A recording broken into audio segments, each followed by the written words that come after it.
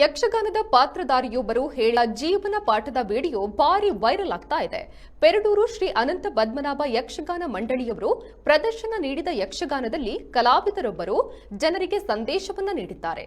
ರಂಗಸ್ಥಳದಲ್ಲಿ ಸ್ಮಶಾನದಲ್ಲಿ ಹೆಣ ಸುಡುವ ಕಾಯಕನಾದ ಅಮರ ಬಾಹುಬಲಿ ಪಾತ್ರಧಾರಿ ಜೀವನದಲ್ಲಿ ಎದುರಾಗುವ ಸಂಕಷ್ಟಗಳ ಬಗ್ಗೆ ಎಳೆಯಾಗಿ ತಿಳಿಸಿದ್ದು, ಜನನ ಮರಣಗಳೆರಡು ಅಳುವಿನಿಂದ ಕೂಡಿರೋದಾಗಿದೆ. ಇದರ ಮಧ್ಯೆ ಇರುವಂತದ್ದೇ ನಗು ಮೊಗದ ಜೀವನ. ಪ್ರಸ್ತುತ ಜಗತ್ತಿನಲ್ಲಿ ಜಾತಿ ಧರ್ಮ ಎಂಬ ರೋಗವೊಂದು ಎಲ್ಲರನ್ನ ಬಾಧಿಸ್ತಾ ಇದ್ದು, ಇದರಿಂದ ಮಾನವೀಯತೆ ಮರೆಯಾಗ್ತಾ ಇದೆ. ವ್ಯಕ್ತಿಯೊಬ್ಬ ಅನೇಕ ಜನರನ್ನ ಸೇರಿಸಿ ಸಂತೋಷದ ದಿನವನ್ನ ಕಳೆಯಬಹುದು, ಆದ್ರೆ ಆತ ಚಿರನಿದ್ರೆಗೆ ಜಾರುವುದು ಸ್ಮಶಾನದಲ್ಲಿ ಅನ್ನೋದನ್ನ ಮರೆತಿದ್ದಾನೆ. ಜೀವನದಲ್ಲಿ ತಾನು ಸಂಪಾದಿಸಿದ ಹಣದಲ್ಲಿ ಎಷ್ಟೆಷ್ಟು ವಾಹನ ಖರೀದಿಸಬಹುದು, ಆದ್ರೆ ಸತ್ತ ಮೇಲೆ ಸ್ಮಶಾನಕ್ಕೆ ಯಾವ ವಾಹನದಲ್ಲಿ ಬರ್ತಾನೆ ಎಂದು ಬದುಕಿನ ಸತ್ಯವನ್ನ ಕಲಾವಿದ ಬಿಚ್ಚಿಟ್ಟಿದ್ದಾರೆ. ಇವರ ಈ ಮಾತಿಗೆ ನೆಟ್ಟಿಗರು ಪ್ರಶಂಸೆಯ ಸುರಿಮಳೆಗೈದಿದ್ದಾರೆ. ಒಂದಲ್ಲ ಒಂದು ದಿನ ನನಗೆ ಮೋಸ ಮಾಡದೆ ನನ್ನನ್ನು ಹುಡುಕಿಕೊಂಡು ಬಂದೇ ಬರ್ತದೆ ಎನ್ನುವಂತ ವಿಶ್ವಾಸ ಉಂಟು. ಹಡೆಯುವಾಗ ತಾಯಿಯಾದವಳು ಅಳುತ್ತಾಳೆ, ಹುಟ್ಟಿದ ಮೇಲೆ ನಾವಳುತ್ತೇವೆ, ಸಾಯುವಾಗ ಮತ್ತೆ ನಾವು ನೋವಿನಿಂದ ಅಳುತ್ತೇವೆ, ಸತ್ತ ಮೇಲೆ ನಮ್ಮವರೆಲ್ಲ ಅಳುತ್ತಾರೆ ಎಂಬಲ್ಲಿಗೆ ಜನನ ಮರಣ ಎರಡೂ ಅಳುವಿನಿಂದ ಕೂಡಿದ್ದು ಎಂದು ಸ್ಪಷ್ಟ. ಜನನ ಮರಣಗಳ ಮಧ್ಯದ ಜೀವನ ಅರ್ಥಾತ್ ಬದುಕು ಎನ್ನುವುದು ನಗುವಿನಿಂದ ಕೂಡಿರಬೇಕು ಅಂತ ಬಯಸುವ ನಾನು. ಮಾನವರಾದ ನಮ್ಮೆಲ್ಲರ ಜೀವನವೆನ್ನುವುದು ನಗುವಿನಿಂದ ಕೂಡಿರಬೇಕು ಅಂತಾದ್ರೆ ಮೊದಲು ನಮಗೆ ಹಿಡಿದ ರೋಗದಿಂದ ನಾವು ದೂರ ಆಗಬೇಕು. ಆ ಮಾರಕವಾದ ರೋಗ ಯಾವುದು ಕೇಳಿದ್ರೆ, ಒಂದು ಜಾತಿ, ಒಂದು ಧರ್ಮ. ಅಡ್ಡನಾಮಕ್ಕೊಂದು ಜಾತಿ, ಉದ್ದನಾಮಕ್ಕೊಂದು ಜಾತಿ, ಕುಂಕುಮಕ್ಕೊಂದು ಜಾತಿ, ವಿಭೂತಿಗೊಂದು ಜಾತಿ, ಕತ್ತಿನ ಸೊರಕ್ಕೊಂದು ಜಾತಿ, ಸೊಂಟದ ಸೊರಕ್ಕೊಂದು ಜಾತಿ, ತುಪ್ಪ ತಿಂದರೆ ಒಂದು ಜಾತಿ, ಮಾಂಸ ತಿಂದರೆ ಒಂದು ಜಾತಿ, ಬೆಂಕಿಯಲ್ಲಿ ಸುಟ್ಟರೆ ಒಂದು ಜಾತಿ, ಮಣ್ಣಿನಲ್ಲಿ ಹುಗಿದರೆ ಒಂದು ಜಾತಿ, ಎರಡು ಕೈ ಜೋಡಿಸಿ ಮುಗಿದರೆ ಒಂದು ಧರ್ಮ, ಎದೆಯ ಮೇಲೆ ಕೈರಿಸಿದರೆ ಇನ್ನೊಂದು ಧರ್ಮ, ಬೊಕ್ಕಿದರೆ ಒಂದು ಧರ್ಮ, ಮಲಗಿದರೆ ಒಂದು ಧರ್ಮ, ಹಸು ತಿಂದರೆ ಒಂದು ಧರ್ಮ, ಹಂದಿ ತಿಂದರೆ ಒಂದು ಧರ್ಮ, ಮುಖ ಮುಚ್ಚಿಕೊಂಡ್ರೆ ಒಂದು ಧರ್ಮ, ಸೆರಗು ಮುಚ್ಚಿಕೊಂಡ್ರೆ ಇನ್ನೊಂದು ಧರ್ಮ.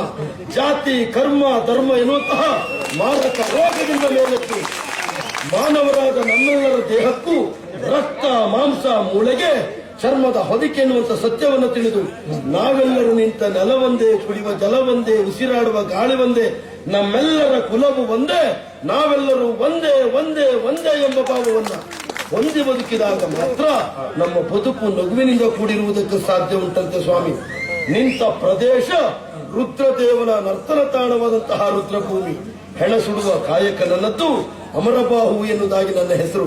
ವ್ಯಕ್ತಿಯೊಬ್ಬ ಜೀವನದಲ್ಲಿ ಎಷ್ಟೇ ಜನರನ್ನ ಸೇರಿಸಿ ಸಂತೋಷದಿಂದ ಜೀವನವನ್ನ ಕಳೆದಿರಬಹುದು, ವ್ಯಕ್ತಿ ಚಿರನಿದ್ರೆಗೆ ಜಾರುವುದು ಎಲ್ಲಿ ಕೇಳಿದ್ರೆ ಅದು ಈ ಮಸಣದಲ್ಲಿ.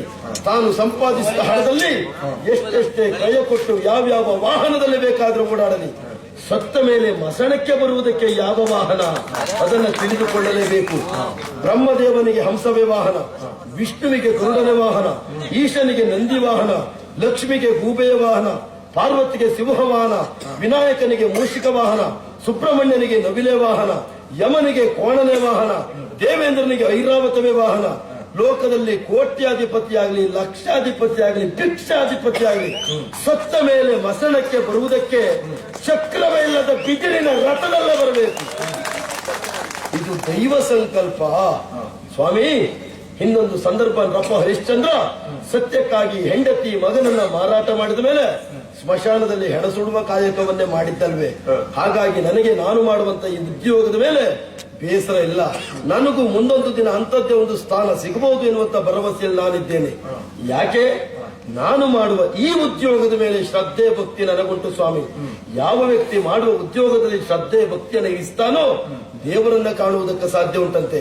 ಆಹಾರಕ್ಕೆ ಶ್ರದ್ಧಾಭಕ್ತಿಯನ್ನು ಸೇರಿಸಿದ್ರೆ ನೈವೇದ್ಯವಾಗ್ತದೆ, ನಿರಾಹಾರಕ್ಕೆ ಶ್ರದ್ಧಾಭಕ್ತಿಯನ್ನು ಸೇರಿಸಿದ್ರೆ ಉಪವಾಸವಾಗ್ತದೆ, ನೀರಿಗೆ ಶ್ರದ್ಧಾಭಕ್ತಿಯನ್ನು ಸೇರಿಸಿದ್ರೆ ಅಭಿಷೇಕವಾಗ್ತದೆ, ಮಾತಿಗೆ ಶ್ರದ್ಧಾಭಕ್ತಿಯನ್ನು ಸೇರಿಸಿದ್ರೆ ಮಂತ್ರವಾಗ್ತದೆ, ಕೇಳುವುದಕ್ಕೆ ಶ್ರದ್ಧಾಭಕ್ತಿಯನ್ನು ಸೇರಿಸಿದ್ರೆ ಕೀರ್ತನೆಯಾಗ್ತದೆ, ಪ್ರೀತಿಗೆ ಶ್ರದ್ಧಾಭಕ್ತಿಯನ್ನು ಸೇರಿಸಿದ್ರೆ ಆರಾಧನೆ ಆಗ್ತದೆ, ಏಕಾಂತಕ್ಕೆ ಶ್ರದ್ಧಾಭಕ್ತಿಯನ್ನು ಸೇರಿಸಿದ್ರೆ ಧ್ಯಾನವಾಗ್ತದೆ. ನಾವು ಮಾಡುವ ನಮ್ಮೆಲ್ಲರ ಉದ್ಯೋಗಕ್ಕೂ ಶ್ರದ್ಧಾಭಕ್ತಿಯನ್ನು ಸೇರಿಸಿದ್ರೆ ಸಕಲ ದೇವರಿಗೂ ಪೂಜೆ ಸಲ್ತದೆ, ಮಹಾಯಜ್ಞವೆನಿಸಿಕೊಳ್ಳುವುದಕ್ಕೆ ಸಾಧ್ಯ ಉಂಟು. ನಿಖರ ಸುದ್ದಿ, ಸದಭಿರುಚಿಯ ಕಾರ್ಯಕ್ರಮ. ನೀವು ನೋಡ್ತಾ ಇದ್ದೀರಾ ಕಹಳೆ ನ್ಯೂಸ್, ಸಮಾಜದ ಜಾಗೃತಿಗಾಗಿ ವಸ್ತುನಿಷ್ಠ ವರದಿ.